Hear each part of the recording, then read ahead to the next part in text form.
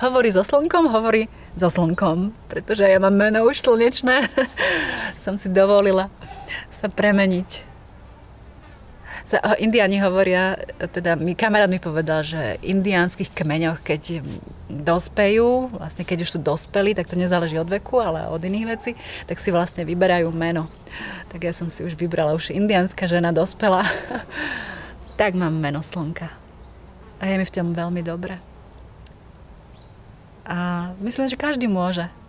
Že to je pekné na tom, že jednoducho my môžeme si dovoliť nasledovať svoju dušu a máme si dovoliť nasledovať svoju dušu a máme nasledovať svoju dušu, pretože keď nepočúvame, tak to dopadá veľmi zle. A veľmi vnímam, že keď sa človek odváži skočiť, a naozaj, ja som skočila ešte niekoľko rokov dozadu a skáčem každý deň, tak povediac, tak vtedy mám pocit, že vtedy tie energie boli také pomalšie, ale teraz cítim, že jednoducho už musíme skočiť. tam už nie je na čo čakať. A keď človek skočí, tak ani nevidíme, čo tam je, ale vieme, že ideme správne a odrazu sa vynárajú práve krásne kamienky, po ktorých môžeme kráčať cez tú vodu alebo sa oddať tej vode. Jednoducho krok po kroku. Už je to tam a je to tu. Ja sa teším, že to tu je. A každý sme sem prišli žiť nejaký dar. Ja veľmi silno vnímam, že ja som sa narodila z ceruzkou ruke. A to, čo cítim, je, že každý máme nejaký dar, ktorý naša duša má odovzdať. A jednoducho to, čo sa tu deje, som všetko ja. Takže akú frekvenciu si volím? A keď si volím tú najvyššiu možnú frekvenciu lásky, tak jednoducho aj tá duša naša sa môže realizovať na zemi.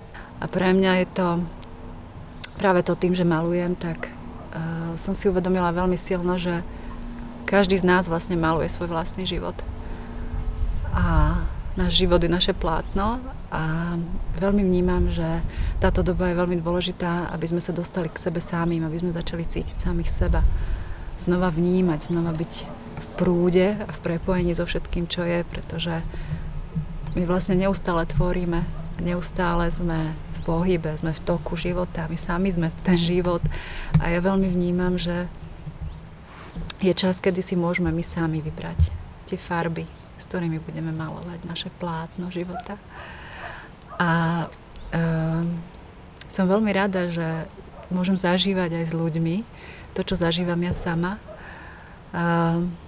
že vlastne malujeme náš spoločný život čistým bytím. Takže chodím teraz s ľuďmi do lesa, nechávam nás všetkých behať bosých po lúke, kúpame sa všetci v studených potokoch, hráme sa na tráve, malujeme si obrázky a odrazu sa veci menia. A ja vnímam, že teraz to najdôležitejšie, čo má človek stretnúť, je stretnúť samého seba. Stretnúť sa v strede bytia. Jednoducho uvedomiť si, že ja som život a že život je teraz. A že už nemusíme na nič čakať. Že je koniec utrpeniam, že je koniec programom záchrany, programom naprávania Božieho diela, ktoré je vlastne absolútne dokonalé. A veľmi vnímam mojou vlastnou skúsenosťou, že práve vtedy, keď som precítila a pochopila, že všetko je dokonalé také, aké je, tak som sa dostala do stavu absolútnej slobody a môj život sa premenil do čistej slnečnosti. Presťahovala som sa, vnorila som sa viacej do prírody, prestala som veci riešiť a začala som žiť. Pečiem chleba v peci na drevo mojej vysnívanej, zbieram bylinky, napísala som knihu o živej strave, malujem a jednoducho som aj s tými, ktorí prídu za mnou a veľmi vnímam, že je to presne už o tom zážitku, o tom zážití toho celého. Že už to nie je o slovách, ktoré sme už povedali 1000-krát, ale je to o tom, že keď raz človek precíti a pocíti, že skutočne žije a čo to vlastne je ten skutočný život, keď cíti samého seba v prúde vesmíru, v prúde všetkého, čo je, keď cítim vietor ráno, keď cvičím jogu na tráve, kde je ešte rosa, ktorá studí. Jednoducho tým, že znova začíname cítiť, tak ja vnímam, že to vlastne stačí. A práve v tomto obraze je ten pre mňa zapísaný ten život. Je tam čistá radosť zo života, je tam všetko. Je tam rozkvitnutá zem, rozkvitnuté ľudské bytie. Je tam vlastne naše šťastie a radosť na zemi. A ako žiť slnko na zemi? Túto otázku tiež dostávam často. Ako sa tam dostať? A to, čo vnímam, je stretnúť samého seba. Vo svojom vnútornom svete, vo svete vnútorného dieťaťa. Pretože dieťa je kľúč k duši. A duša je čisté slnko, čistá radosť. Takže nájsť seba, znova sa začať hrať, znova začať cítiť, váľať sa v tráve, špliechať sa vodou. Jednoducho vychutnávať život a nebáť sa byť dieťaťom so všetkým, čo k tomu patrí. Tam je ten kľúč k duši. K slnku. Toto je tiež môj osobný obraz tento. Prvotný zdroj, alebo maternica, prvotná bohyňa, ten prvotný bod, z ktorého sme všetci prišli, z ktorého všetko vzniklo. A to nie je vlastne bod ako hmota, ale je to stav bytia, je to pocit. Je to jednoducho návrat domov, je návrat do srdca, do lásky, do čistej lásky, ktorá nás vyživuje a v ktorej je všetko. Človek príjme život so všetkým, celý, aký je, so našimi najhlbšími koreňmi a s tou silou, ktorá nás stvorila, tak jednoducho vtedy môžeme dosiahnuť do nebies. Korene hlboko, hlboko v zemi, v prvotnom bode, v prvotných vodách a koruna v nebi. Keď si precítim, že vlastne svet je vo mne a svet som ja, tak si uvedomím tú obrovskú zodpovednosť za to, akým spôsobom vytváram obrazy o svete, v sebe samom. A každý obraz, ktorý ja malujem, je tvorený z absolútnej radosti, lásky, z naplnenia.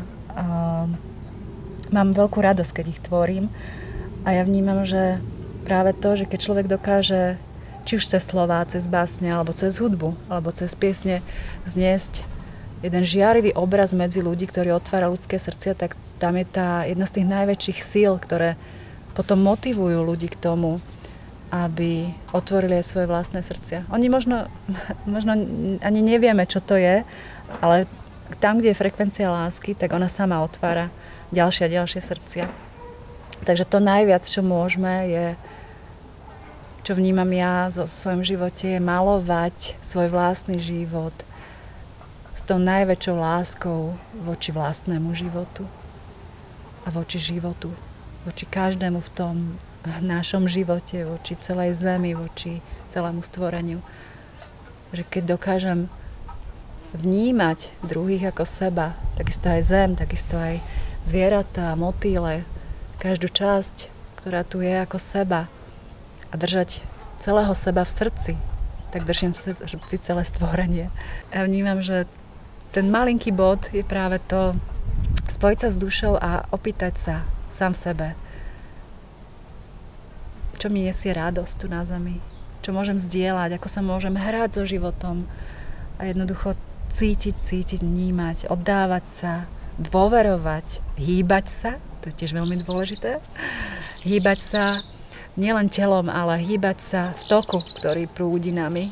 To, čo platilo včera, nemusí platiť dnes, čo sa mi potvrdzuje v mojom živote a začalo ma to veľmi baviť a usmievať sa. Pretože sme tu na chvíľku, tak si to vychutnajme. Kto vie, kedy prídeme znova, alebo koľko sme tu boli predtým, jednoducho teraz cítim, teraz som v tele, teraz vnímam, teraz môžem. A teraz môžem toto všetko cítiť a vnímať. A je to obrovský dar.